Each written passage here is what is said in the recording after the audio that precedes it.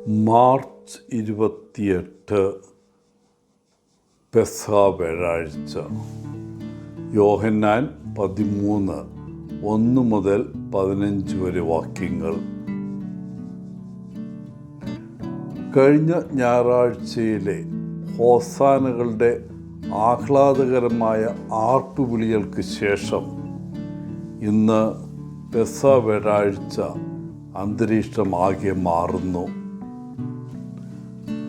പെസഹ വ്യാഴം, ദുഃഖവെള്ളി, Easter vigil എന്നിവ അടങ്ങിയ വിശുദ്ധ ത്രിദിനം അല്ലെങ്കിൽ 3 ദിവസങ്ങൾ എന്ന് നാം വിളിക്കുന്നതിൻ്റെ തുടക്കമാണ് ഇന്ന്. എന്തുകൊണ്ടാണ് ഇന്നത്തെ ഈ ദിവസത്തെ ഇംഗ്ലീഷിൽ മോണ്ടി തേഴ്സ്ഡേ എന്ന് പറയുന്നത്?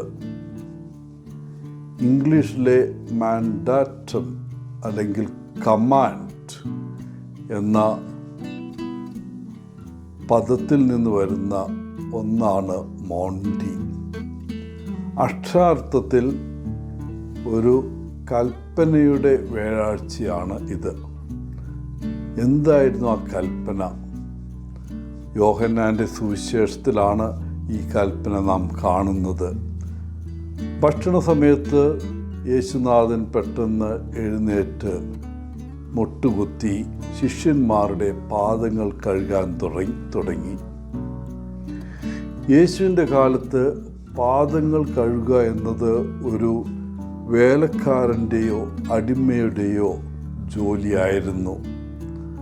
അതിഥികളോടുള്ള ആതിഥ്യ മര്യാദയുടെ ഒരു ഭാഗമായാണ് ഇത് ചെയ്തിരുന്നത്. വീട്ടിലെ ജോലിക്കാരാണ് കഴുകുന്നത്. ഒരു യജമാനൻ തൻ്റെ അടിമകളുടെ പാദങ്ങൾ കഴുകുമെന്ന് കേട്ടുകേൾവി പോലുമില്ലായിരുന്നു. എന്നാൽ ദൈവപുത്രനും നമ്മുടെ രാജാവുമായ യേശു തൻ്റെ ശിഷ്യന്മാർക്ക് ഒരു അടിമയുടെ ദൗത്യം ചെയ്യുന്നു. ഇത് കേവലം വിനയത്തിൻ്റെ ഒരു പ്രവൃത്തി എന്നതിലുപരി ദാസത്വത്തിൻ്റെ ഒന്നാണ്. അവരുടെ പാദങ്ങൾ കഴുകിയതിന് ശേഷം യേശു അവരോട് പറഞ്ഞു, നിങ്ങളും ഇതുപോലെ ചെയ്യാൻ. യോഹന്നാൻ്റെ സുവിശേഷം 13:34 കാണുന്നുണ്ട്, ഞാൻ നിങ്ങളെ സ്നേഹിച്ചതുപോലെ പരസ്പരം സ്നേഹിക്കുവിൻ എന്ന്.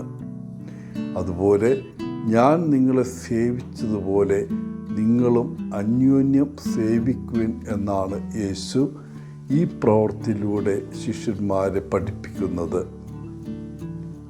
ഞാൻ ചെയ്തതെല്ലാം മറ്റുള്ളവർക്കും ചെയ്യുക. അക്കാലത്തെ യേശുവിൻ്റെ ശിഷ്യന്മാർക്കുള്ള ആ നിയോഗം ഇന്ന് നമുക്കും ഒരു നിയോഗമാണ്. പെസഹ വ്യാഴാഴ്ച കാൽ കഴുകലിൽ പുരുഷന്മാരെ മാത്രം പങ്കെടുപ്പിച്ചിരുന്ന ഒരു പാരമ്പര്യം ഫ്രാൻസിസ് മാർപ്പാപ്പ തിരുത്തുകയുണ്ടായി. 2013 ഫ്രാൻസിസ് മാർപ്പാപ്പ 12 യുവാക്കളുടെ പാദങ്ങൾ കഴുകുവാനായി ജുവനൈൽ ഡിറ്റൻഷൻ സെൻറ്ററിൽ പോയിരുന്നു. ഈ ആചാരത്തിൽ 2 സ്ത്രീകളെയും 2 മുസ്ലിങ്ങളെയും ഉൾപ്പെടുത്തി അദ്ദേഹം നിരവധി ആളുകളെ ഞെട്ടിച്ചു.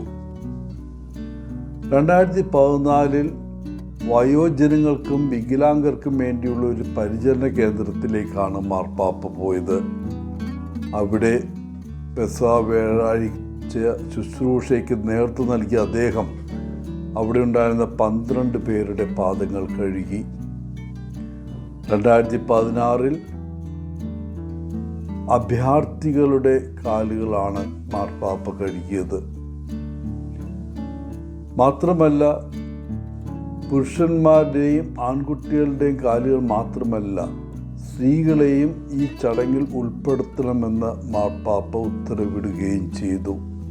കാരണം ഈ ചടങ്ങിൽ പങ്കെടുക്കുന്നവർ മുഴുവൻ സമൂഹത്തിൻ്റെയും പ്രതിനിധികളായിരിക്കണം.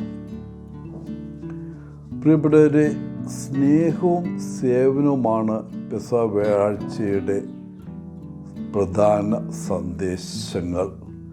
സ്നേഹത്തിൻ്റെയും സേവനത്തിൻ്റെയും യഥാർത്ഥ മൂർത്ത രൂപമായിരുന്നു യേശു. അന്നും ഇന്നുമുള്ള ആ സ്നേഹമെന്ന മഹത്തായ ദാനം ആഘോഷിക്കുന്ന വേളയിൽ ഒരു ചെറിയ സ്നേഹപ്രവൃത്തിയെങ്കിലും പങ്കുവയ്ക്കാൻ നമുക്കിടവരട്ടെ. എല്ലാവർക്കും ഇന്നത്തെ തിരുനാളിൻ്റെ മംഗളങ്ങൾ നേർന്നുകൊണ്ട് ഒത്തിരി സ്നേഹത്തോടെ പോളച്ചൻ CSSR ഫ്രം കേരള.